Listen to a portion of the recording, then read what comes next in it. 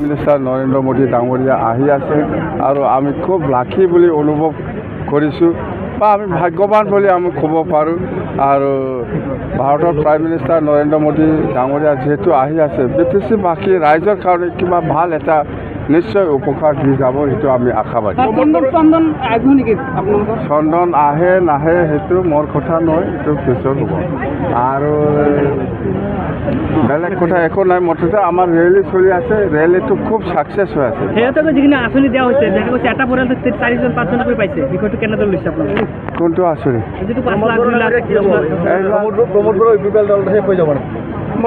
UPPL দল নহয় নহয় সেইটো UPPLহে জানে, আমি বেলেগ দলত আলোচনা কৰিব লাগে, BPF লগত আলোচনা কৰিব লাগে। আলোচনা হ'ব নেকি ছাৰ?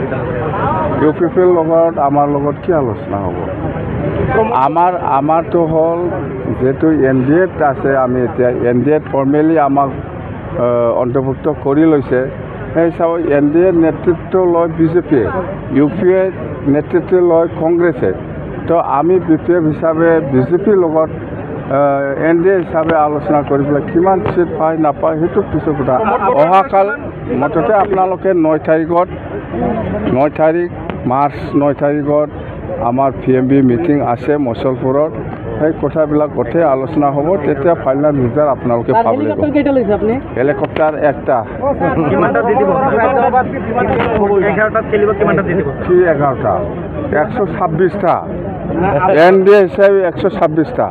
প্ৰমোদ বড়োৱে আপোনাৰ সমালোচনা কৰিছে যে আপোনাৰ কোনো নীতি আদৰ্শ নাই, আপুনি এনেই লম্ভজম্ভ কৰি থাকে, কথাটো সঁচা নেকি? তেওঁ মানে প্ৰমোদ বড়োৰ কথা একো নকওঁ মই, ৰাইজে কৈ থাকিব। এতিয়া দল আছে UPPL হিচাপে, দলৰ প্ৰেচিডেণ্ট হয়, সি নিজে MCLA হৈ আছে, এতিয়া সি নিজে ৰাজ্যসভাৰ MP হ'বলৈ কৈ আছে বা হৈছে।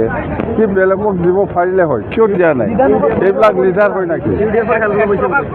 এইবিলাক লিডাৰ হয়। এটা ছাৰ চৰ্চা চলিছে আপোনাৰ পত্নীয়ে এইবাৰ নিৰ্বাচনত অৱতীৰ্ণ হ'ব, এইটো সঁচা নেকি? এইবিলাক কোনোবা মেডিয়া চেডিয়াই বাজাব পাৰে, মোৰ প্ৰতি এনেকুৱা সন্দেহ কৰিব নালাগে।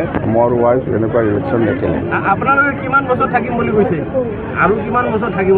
কমত 15 বছৰ, আৰু ইয়াত বেছি হ'ব পাৰে, কিন্তু মিনিমাম 15 বছৰটো BPF দলে BTCক শাসন কৰিব। প্ৰমোদ বড়ো কি হ'ব? প্ৰমোদ বড়ো কি হয় নহয়, প্ৰমোদ বড়োক সুধিলে হয়।